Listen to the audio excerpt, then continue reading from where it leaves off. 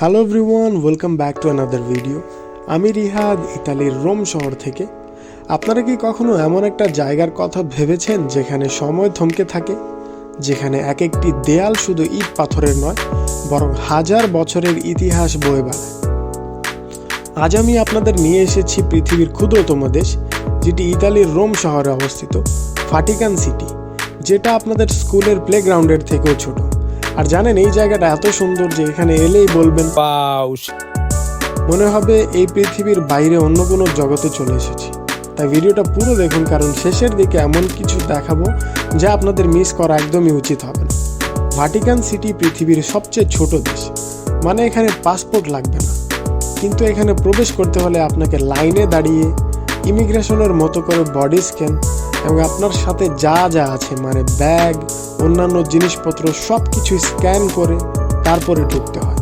এখানে এত পরিমাণে সিকিউরিটি আছে যে আপনি কোনো অবৈধ কাজ বা অন্যায় করার কথা চিন্তাও করতে পারবেন না।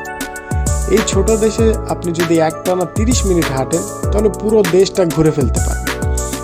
আর এর মধ্যেই আছে বিশাল পিটার্স ব্যাসিলিকা, যা প্রায় 120 বছর ধরে তৈরি হয়েছে। শুনেই তো মাথা ঘুরাচ্ছে, তাই না? তাহলে চলুন ইতিহাসে একটু ডুব দেওয়া যাক। কথিত আছে সেন্ট পিটার, যিনি ছিলেন যীশু খ্রিস্টের সবচেয়ে কাছের শিষ্য। খ্রিস্টান ধর্মীয়রা বিশ্বাস করে তার সমাধির উপরই এই বিশাল চার্চটি তৈরি হয়েছে। রোমান সম্রাট কনস্টান্টিন প্রথমবার এটি নির্মাণ করেন, কিন্তু কয়েক শতাব্দী পর এটি ভেঙে নতুনভাবে তৈরি করা হয়। আর তখনই আসে মাইকেল অ্যাঞ্জেলো, বার্নিনি এবং আরও অনেক বিখ্যাত শিল্পীর নাম। প্রায় 1500-1600 সালের মধ্যে এই বিল্ডিং তৈরি হয়। শুধু গম্বুজটা বানাতেই প্রায় 17 বছর লেগেছে।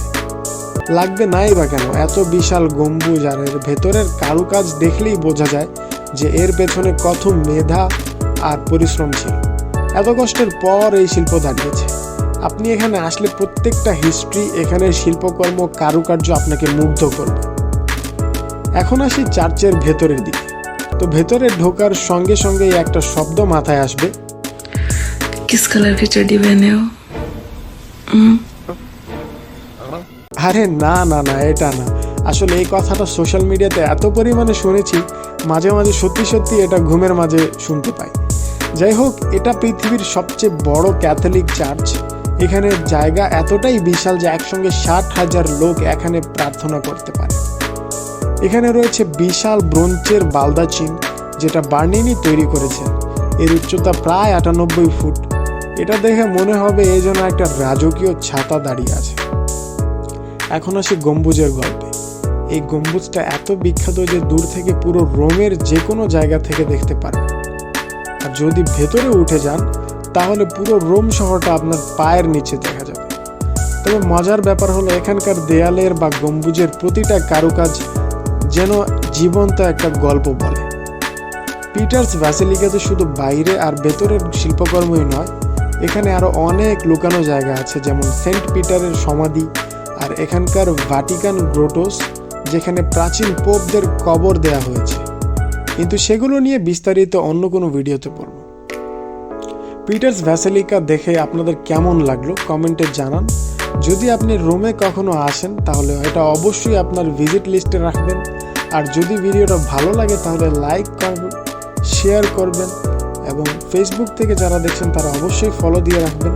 আর যারা ইউটিউব থেকে দেখছেন তারা অবশ্যই সাবস্ক্রাইব করবেন, কারণ সামনে আরও মজার মজার ভিডিও নিয়ে আসবে। কমেন্টে জানান আপনার কোন অংশটা ভালো লেগেছে। আর হ্যাঁ, ফলো অথবা সাবস্ক্রাইব করতে ভুলবেন না, কারণ সামনের ভিডিওগুলোতে আরও অনেক চমক অপেক্ষা করছে। তাহলে আজকের মতো বিদায়, দেখা হবে পরের কোনো ভিডিওতে। ততক্ষণ ভালো থাকুন, সুস্থ থাকুন। আর হ্যাঁ, মনে রাখবেন পৃথিবীটা অনেক সুন্দর, শুধু আপনার চোখ দিয়ে দেখার অপেক্ষা।